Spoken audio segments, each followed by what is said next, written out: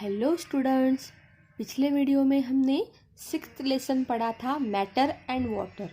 वो हमने अच्छे से पढ़ लिया था। उसके जो सारे डाउट्स थे वो भी हमने क्लियर कर लिए थे। अभी हमें अगला लेसन पढ़ना है फोर्स, वर्क एंड एनर्जी। जो भी स्टूडेंट्स मेरे इस चैनल पे नए हैं वो प्लीज़ लाइक एंड सब्सक्राइब कर लीजिए। अगर मेरे चैनल की वजह से आपको थोड़ी सी भी हेल्प हो रही होगी तो प्लीज़ सब्सक्राइब करना मत भूलिए। ओके। मैं आपकी जितना हो सके उतनी पढ़ाई में हेल्प कर रही हूँ। आपको अगर कुछ भी मेरी हेल्प हो तो प्लीज़ कमेंट बॉक्स में कमेंट कीजिए। मैं आपकी हेल्प के लिए हमेशा रेडी हूँ। ओके, तो अगला लेसन के लिए हम बढ़ते हैं सेवन्थ लेसन के लिए, फोर्स, वर्क एंड एनर्जी। तो जो पहला हमारा जो है टॉपिक वो है फोर्स।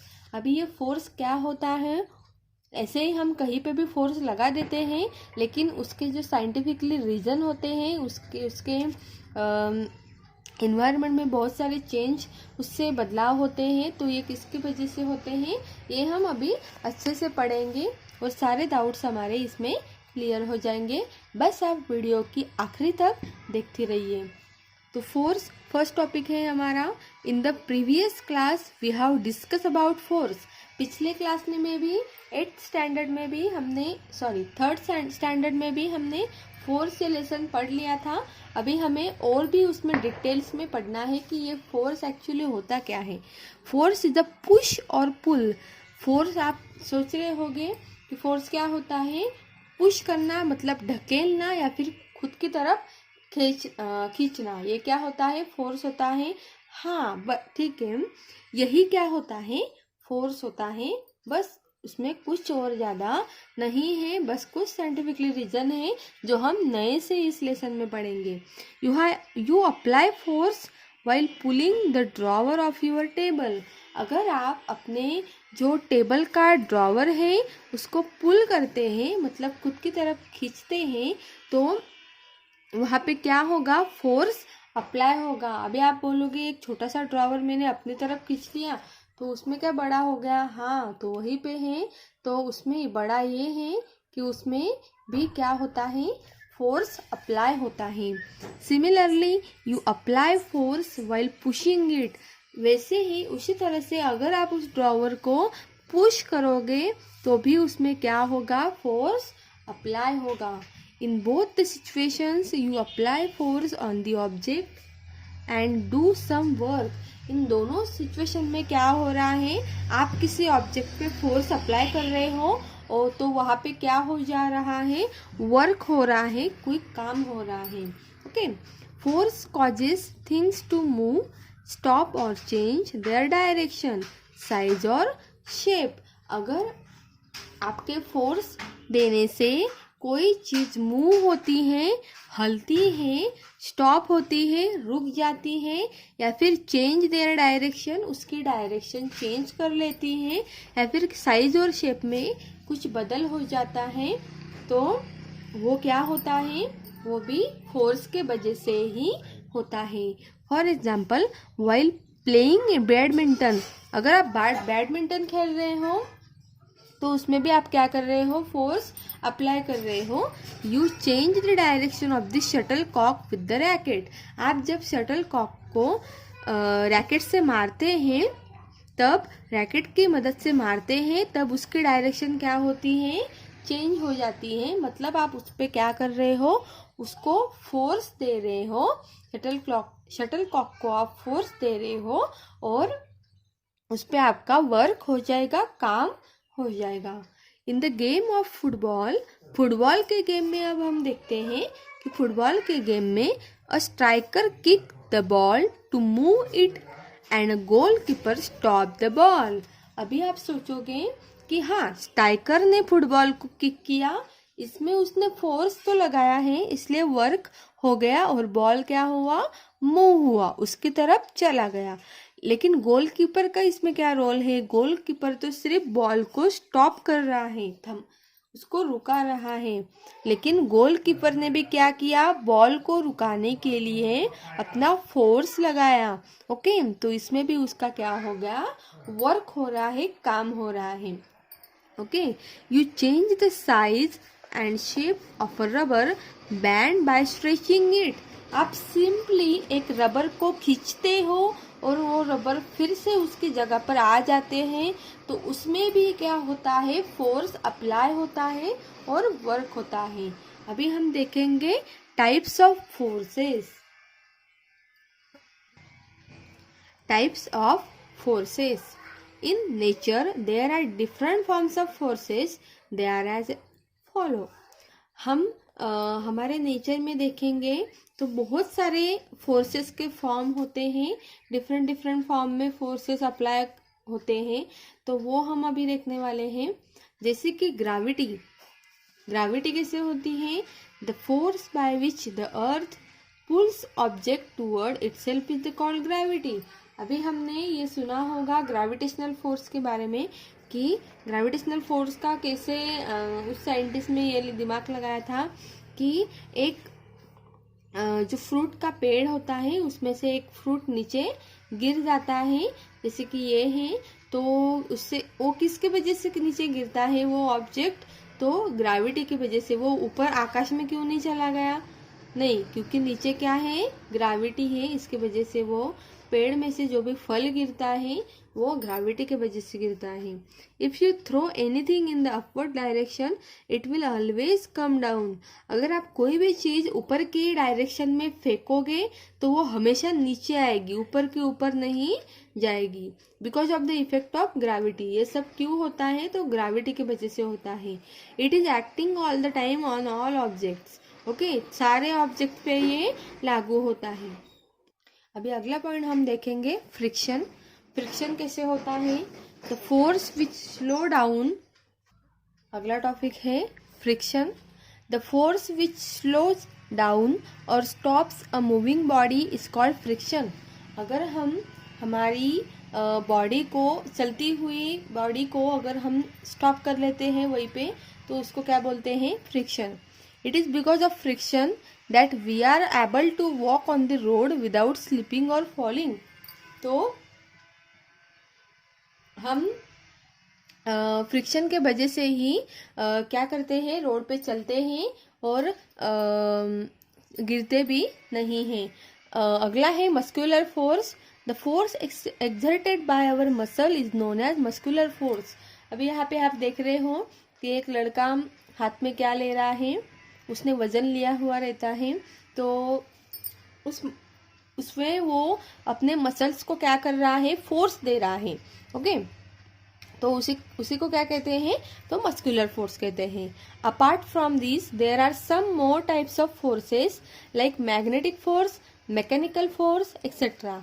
तो इसी तरह से बहुत सारे फोर्सेस हैं, जैसे कि magnetic force, mechanical force, about which you will study in higher classes, जो आप अगली क्लास में पढ़ने वाले हो। अगला पॉइंट है हमारा work. WORK, work. Okay, you apply force to do work. मैंने आपको पिछली बार भी बोला था कि जब आप फोर्स अप्लाई करते हो तो वहां पे क्या हो जाता है? वर्क, मतलब काम होता है। In scientific terms work is done when force is applied और एन ऑब्जेक्ट मूव इट। जब भी आप किसी ऑब्जेक्ट पे फोर्स अप्लाई करते हो तो वहां पे क्या होता है? वर्क होता है। No work is said to be done if the object does not move. अगर आप वहां पे कोई फोर्स नहीं दे रहे हो तो वर्क नहीं होगा और वो जो ऑब्जेक्ट है वो हिलेगा भी नहीं। From its original position after applying force on it, वो अपने ओरिजिनल पोजीशन से हिलेगा नहीं। Okay, for example when you lift your school bag. अभी ये जो बच्ची आपको दिखाई दे रही है, ये क्या कर रही है? अपनी स्कूल बैग को उठा रही है। Okay, you do work because the school bag is displace from its position. अभी यहाँ पे वो क्या कर रही है? वर्क कर रही है, काम कर रही है स्कूल बैग को उठाने का। मतलब वो एक जगह से दूसरी जगह पर चीज को क्या कर रही है? इसकी पोजीशन चेंज कर रही है, मतलब वो वर्क कर रही है। But when you keep standing with the bag you do no work. But आप सिर्फ उस बैग की तरफ खड़े हो, कुछ भी नहीं कर रहे हो, तो वो वर्क होगा क्या? नहीं होगा। अगला टॉपिक हमारा है machines. We often use some tools to do our work easily. कुछ ऐसे चीज़ें होती हैं जिससे हमारा काम इजीली फटाफट हो जाता है। This tools are known as machines. उसी टूल्स को हम क्या बोलते हैं, तो मशीन्स बोलते हैं। In fact man has been using machines from very old times. In fact आप देखोगे तो जो इंसान है वो बहुत ही पुराने टाइम से मशीन का क्या करता है, यूज़ कर रहा है। कुछ भी चीज़ हो तो वो फटाफट से वो टूल्स लेके अपना काम निपटा देता है। Today we are dependent on them for almost every task. और अभी एवरी काम मतलब हर कोई काम करने के लिए अभी हमें किसी न किसी टूल की, मशीन की ज़रूरत पड़ती ही है। Machines help us in the following veg. तो मशीन हमें किस तरह से हेल्प करती है वो हम अब देखेंगे। तो फर्स्ट पॉइंट है, they make our work easier and faster. Machine के यूज से, टूल से हम हमारा जो काम है वो इजी कर सकते हैं और हमारा टाइम भी बचता है, उससे फास्ट भी वो हो जाता है। अगला पॉइंट है, दे change the direction of the applied force. वो अपनी डायरेक्शन चेंज करने के लिए फोर्स अप्लाई हम जब करते हैं, वो जब करता है तो हमारा काम इजी से हो जाता है। They help us to do work by applying less force. हमें ज़्यादा फोर्स भी अप्लाई नहीं करना पड़ता है। मशीन के वजह से काम क्या हो जाता है, बहुत ही इजी हो जाता है। We use a variety of machines. हमारे पास बहुत सारे मशीन्स की क्या होती है, वैरायटी होती है। Some of them are very complex while others are simple. कुछ जो मशीन्स होती हैं वो कॉम्प्लेक्स होती हैं और कुछ सिंपल मशीन्स होती हैं। In this chapter, we will discuss about some simple machines like lever, wheel and axle, incline plane, pulley, wedge and screw। अभी हम कुछ मशीन के बारे में पढ़ने वाले हैं। बहुत ही सिंपल मशीन्स में वो आते हैं। तो चलो हम फर्स्ट मशीन पढ़ेंगे। Liver. A lever is a long rod which rests upon a support and is used to lift weight। Lever किसके लिए हम यूज करते हैं, तो जो वेट होता है, वजन होता है, उसको उठाने के लिए। It also help us to open lids and cans and cut things. उसका यूज हम कैन्स को कट करने के लिए भी करते हैं। फॉर एग्जाम्पल सीसॉ, जैसे सीसॉ होता है वैसे ही कैन ओपनर, कैन को ओपन करने के लिए हम जो कैन ओपनर यूज करते हैं वो, हैमर जिसे हमारी हथौड़ी होती है, ये सारे क्या हैं, लीवर इक्विपमेंट्स हैं। नेक्स्ट मशीन हम देखेंगे wheel and axle. Okay, in the wheel and axle arrangement there is a big wheel and a rod known as axle. जो बिग व्हील होते हैं और एक्सल होते हैं, which passes through the centre of the wheel. उसको कहाँ पे लगाया जाता है, देखो इस पिक्चर में दिखाया है कि व्हील एंड एक्सल का यूज़ किया है। उसको जो भी व्हील होता है वो सेंटर में लगाया जाता है। The wheel and axle help us to move और लिफ्ट ऑब्जेक्ट। उसके वजह से हम कोई भी बड़े वजन वाला जो भी ऑब्जेक्ट होए उसे हम लिफ्ट कर सकते हैं, उठा सकते हैं। For example screwdriver, wheels in a vehicle etcetera. Okay, screwdriver, wheels in a vehicle हमने देखा है। अगला पॉइंट हमारा है incline plane. Okay, it is easier to raise a heavy load by pulling it up along a sloping surface rather than lifting it vertically. अभी incline plane जो होता है उससे हम कैसा भी स्लोप हो, चढ़ाना है या फिर उतारना है, उसके वजह से ये क्या हो जाता है, इजी हो जाता है। हम अच्छे से जो चीज़ें हैं वो लिफ्ट कर सकते हैं अगर हम ऐसा इंक्लाइन प्लेन बना दे तो। This sloping surface which connect a lower level to the higher level is known as incline plane. ये जो स्लोप है यहाँ पे बनाया है स्लोप, तो ये लोअर लेवल से हायर लेवल तक जिससे इसकी लेवल मेंटेन की जाती है ऊपर से नीचे तक, तो इसको ही बोलते हैं incline plane. For example slide, slope, escalator etcetera. Okay, अगला टॉपिक हम पढ़ेंगे pulley. A pulley is use to raise lower और मूव लोड्स। पुली हमने देखा होगा जो रिवर अपना सॉरी ये जो होते हैं हमारी विहिर वगैरह, उसमें पुली लगाया जाता है, देखो पिक्चर में दिखाया है। तो इस पुली से क्या हो जाता है, बड़े बड़े लोड भी हम उससे लिफ्ट कर लेते हैं, जैसे ये औरत कर रही है।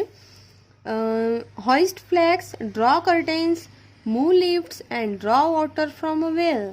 वेल से हम पानी भी निकाल सकते हैं, हम झंडा भी फड़का सकते हैं इस पुली से। कोई भी जो वजन का जो भी चीज़ हो उसे हम लिफ्ट कर सकते हैं, उठा सकते हैं, कर्टेन्स ड्रॉ कर सकते हैं और मूव भी लिफ्ट कर सकते हैं। A pulley is a groove wheel with a rope और अ केबल अराउंड इट। ये जो पुली होती है ये एक व्हील को लगाई होती है, व्हील जैसी होती है, और उस पे एक रोप मतलब एक जो ये जो डोरी आपको दिखाई दे रही है वो केबल उसके अराउंड में बस लगा देते हैं, तो ये क्या बन जाती है, पुली बन जाती है। ओके, अगला टॉपिक हमारा है veg. A wedge is an object with at least one slanting side which ends in a sharp edge। यहाँ पे आपको दिखाई दे रही होगी कुराड जैसी, जो उसके जो ऊपर का जो पोर्शन है ये कैसा है, सॉरी नीचे का पोर्शन बहुत ही शार्प है। Okay, it is use to cut और स्प्लिट थिंग्स। उससे कोई भी चीज़ हम कट कर सकते हैं। For example an axe and a knife.